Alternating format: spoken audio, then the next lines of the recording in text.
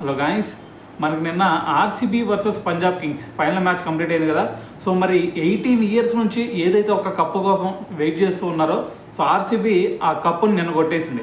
కానీ ఇంకో పక్క చూసుకుంటే పంజాబ్ కింగ్స్ టీం కూడా వీళ్ళు కూడా 18 ఇయర్స్ నుంచి ఈ కప్పు కోసం వెయిట్ చేస్తూ ఉన్నారు.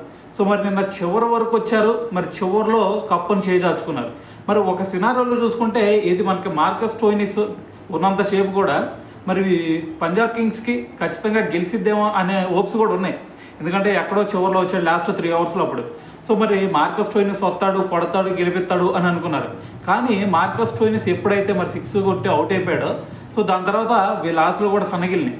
సో మరి దాని తర్వాత మ్యాచ్ ఓవరాల్ సినారో చూసుకుంటే మరి శశాంక్ సింగ్ చివరిలో మెరుపులు మెరిపించినా సరే సో మరి ఓటమి తప్పలేదు. సో దాని తర్వాత మరి వాళ్ళ కెప్టెన్ అయిన శ్రేయస్ అయ్యర్ సో దీని గురించి రియాక్ట్ అయ్యాడు. మరి శ్రేయస్ అయ్యర్ అంటుంది ఏంటంటే, మాకు ఈ ఓటమి ఏదైతే ఉందో ఇది ఖచ్చితంగా ఈరోజు మాకు పెద్ద నిరాశ మిగిల్చింది. సో మా టీం మేనేజ్మెంట్ చూసుకుంటే గత 18 సంవత్సరాల నుంచి ఈ ట్రోఫీ కోసం వెయిట్ చేస్తూ ఉన్నారు. మరి ఈసారి చూసుకుంటే చేతుల దాకా వచ్చి ఇప్పుడు మిస్ అయిపోయింది. సో ఇది ఖచ్చితంగా మా ప్లేయర్స్కి అలాగే టీం మేనేజ్మెంట్కి ఇద్దరు కూడా చాలా నిరాశ పడుతుంది ఇది. సో మరి దాని తర్వాత ఈ మ్యాచ్ మేము ఓడిపోవడానికి మెయిన్ రీజన్ ఏమన్నా ఉందా అంటే కృణాల్ పాండ్యా ఇన్నింగ్సే.